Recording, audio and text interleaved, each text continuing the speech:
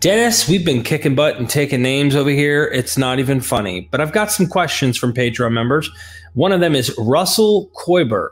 Thank you, Russell, for supporting MythVision. And if you're watching this and you haven't joined yet, you're missing out. Seriously. The question is, do the parallels with Odysseus suggest that the writer of Mark intended his work to be seen as a fictional retelling of Jesus's ministry? Yes, I do think, Russell, that that's fair to say. But I also think that our understanding of fiction is different from the ancient understanding of fiction, at least in part. What the author is attempting to do is to create a character who's a venerable and admirable alternative to the deities and heroes of the Greeks.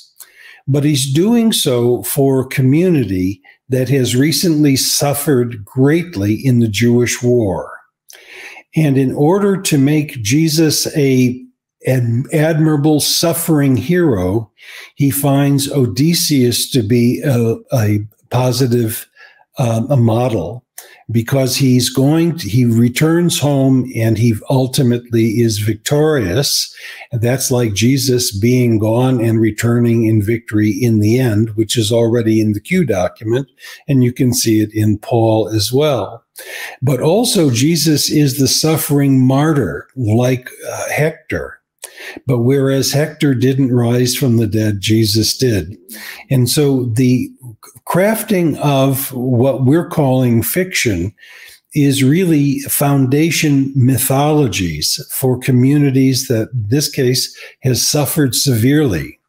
And it's not unusual for groups that have suffered to craft stories that help them understand their struggle.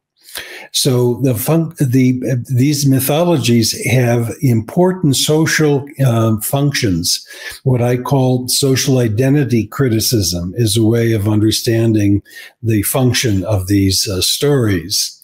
So to say that they're creating a fiction, they're mythologizing or fictionalizing a historical character to become the hero or the prototypical leader of the in-group, to distinguish themselves from an out-group.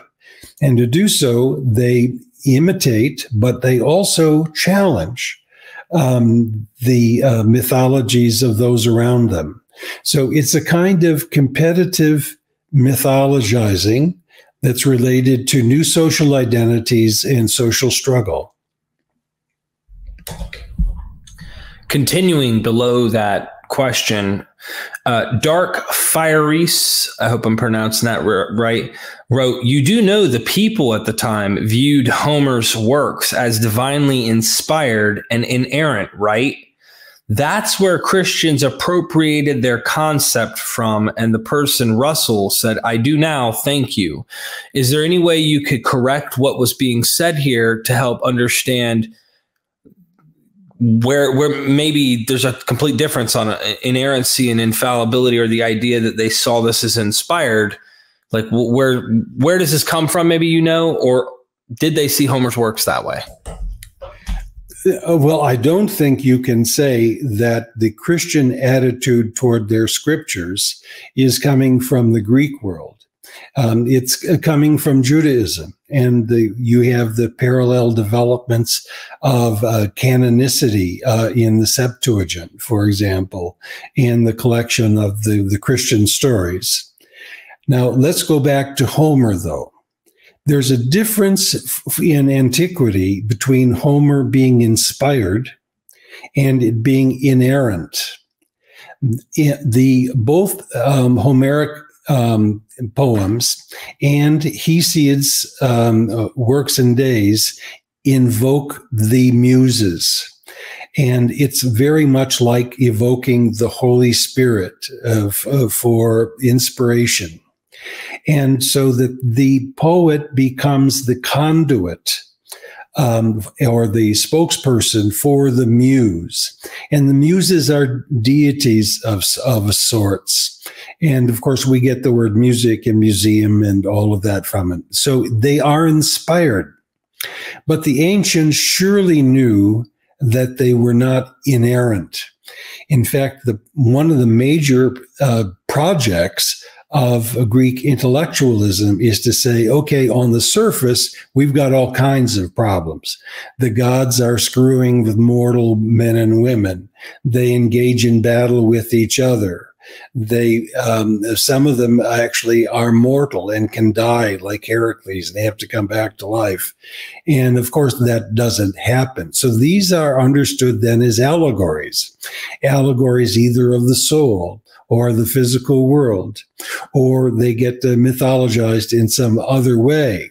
But the reason that you have these alternative hermeneutics is because they knew these texts. They wanted to think the texts were inspired, but they also knew that on the surface of them, they were not inerrant.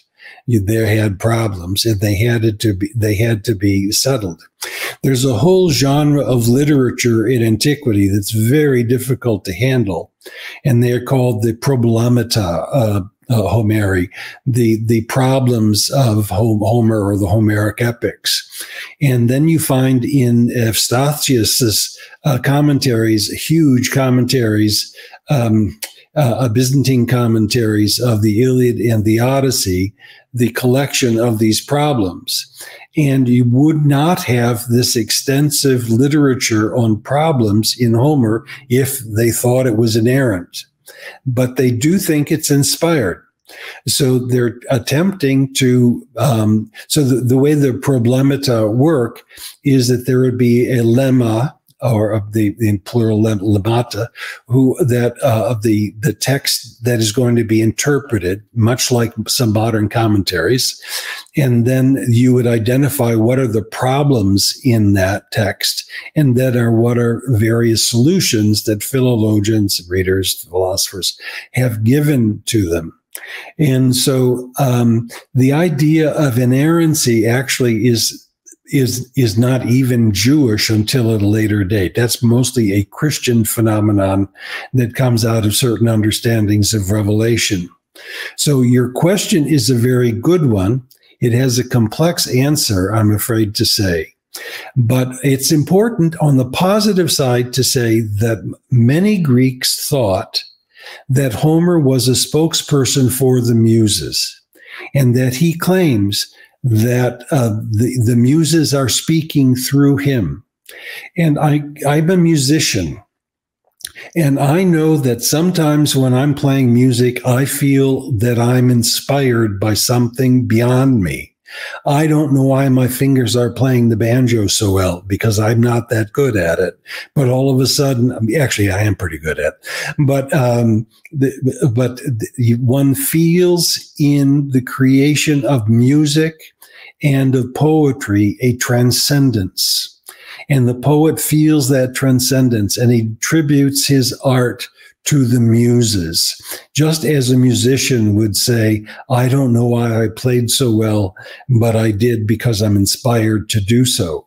That doesn't mean that my playing the banjo is flawless or inerrant. It certainly isn't. And a part of the glories of live music is the mistakes people make and laugh about them when they're playing. So I would just say that, yes, they are inspired. No, they're not inerrant. And to understand the Christian understandings of inerrancy, you have to stay pretty much in the Jewish or Christian world. Ladies and gentlemen, be sure to sign up for Dr. Dennis R. MacDonald's Greek Mimesis in the New Testament course, Reading the Gospels with One Eye on Greek Poetry. Dennis spends 18 lectures diving into several parallels, building up the methodology to show you his methods and how he sees that the New Testament authors cleverly rewrite and really make Jesus such a better figure than what we see in the older Greek myths and their poetry. You can sign up today, own it for life. There are several hours, well over 8 hours of content in this course with 18 lectures. Dennis gives you so much to read and look up and consider in investigating. Did the New Testament authors actually imitate the Greek epics to write their narratives about Jesus? There's several reading recommendations, additional resources under every single one of the lectures. You can download 1 through 18 on MP3 in case you want to just download it and have it in your whatever the device might be in order to work and listen at the same time. You don't have to just see it. But if you decide to watch the content, it is all in 4K, extremely high quality content, as you can see. And I did it in from Greek, Latin. The audio is nice and loud, takes you through his book. Dennis takes a deep dive. Be sure to sign up today. I hope you will. This helps Dennis MacDonald, and it helps educate the world on what's going on in scholarship.